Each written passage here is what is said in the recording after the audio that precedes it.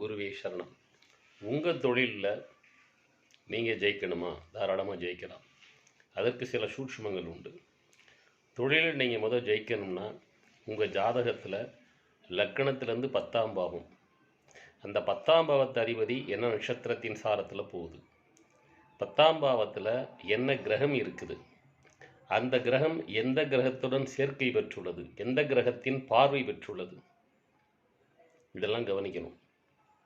அதே மாதிரி அந்த தொழிலில் லாபம் வரணும்னா 11ஆம் இடத்து அதிபதி, அந்த 11ஆம் இடத்து அதிபதி எந்த நட்சத்திரத்தின் சாரத்தில் போகுது, 11ஆம் இடத்துல என்ன கிரகங்கள் இருக்குது, என்ன கிரகத்தின் பார்வை பெறுகிறது 11ஆம் இடம், இதை சரியாக கணித்து சரியாக பயன்படுத்தினால் உங்கள் தொழிலில் நீங்கள் நினைத்த உயரத்தை அடையலாம்.